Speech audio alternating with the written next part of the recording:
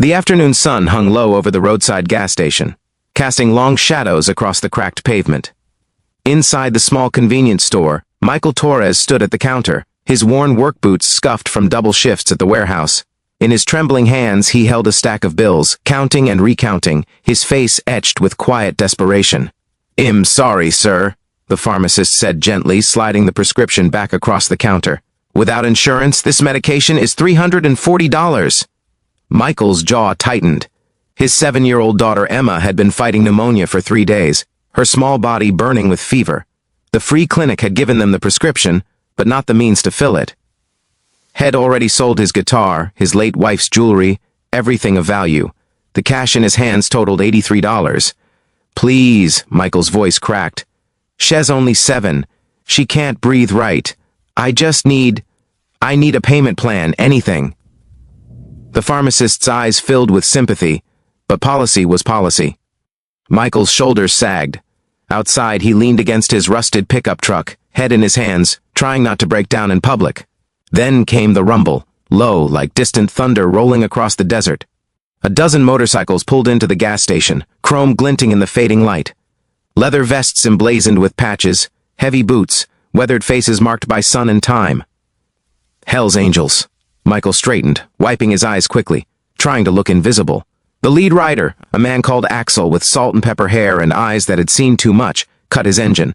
Head noticed Michael through the store window, watched the defeated slump of his shoulders, recognized that particular brand of desperation. Had worn it himself once, years ago, when his own son had needed surgery he couldn't afford. Axel approached slowly, his voice surprisingly gentle. "You all right, brother?" Michael hesitated, then the dam broke. The words tumbled out about Emma, the pneumonia, the medication he couldn't afford, the empty savings account, the mountain of hospital bills from when his wife had lost her battle with cancer 8 months ago. He wasn't asking for anything, just finally saying it all aloud to someone who had actually stopped to listen. Axel's weathered face softened. He turned to his crew with a single nod. What happened next seemed to unfold in slow motion. One by one, the bikers reached into their vests, their wallets, their pockets. Crumpled 20s, smooth 50s, worn 10s. They said nothing, just stepped forward and placed cash into Axel's outstretched hand. No questions asked, no judgment rendered. Within minutes, Axel folded the bills into a white envelope. He pressed it into Michael's shaking hands, closing the younger man's fingers around it firmly. "For your little girl," Axel said quietly. "No kid should suffer because the world's got its priorities backwards." Michael opened the envelope.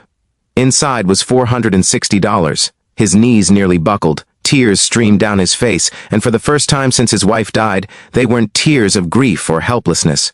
They were tears of overwhelming gratitude, of witnessing unexpected grace in a world that had felt so cold.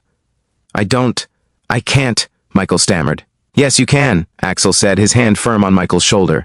"You pay it forward someday when you are back on your feet. That's how this works." Michael rushed back into the pharmacy, the envelope clutched tight. 20 minutes later, he emerged with the medication, a bag of supplies the pharmacist had thrown in for free after witnessing the scene, and a restored faith that humanity hadn't completely lost its way. As the bikers mounted their motorcycles, ready to ride into the sunset, Michael called out, "Why? You don't even know me." Axel looked back, his expression ancient and knowing. "Because somebody did it for me once. Because that's what family does. And brother, anybody fighting. That hard for their kid is family." The engines roared to life, and the Hell's Angels rode off into the amber twilight, leaving behind a single father who'd learned that angels don't always wear white robes and halos. Sometimes they wear leather and ride steel horses, carrying with them the kind of fierce compassion that changes lives. That night, Emma's fever broke. Michael sat beside her bed, watching her breathe easier, the medication finally doing its work. On his nightstand sat the empty white envelope, now the most precious thing he owned, a reminder that kindness can come from the most unexpected places, and that the fiercest-looking people sometimes carry the softest hearts. If this story reminded you that hope exists in unexpected places, that strangers can become family, and that one act of kindness can change everything, take a moment to like this video. Share it with someone who needs to remember that good people still exist, and subscribe to Everyday Kindness Stories.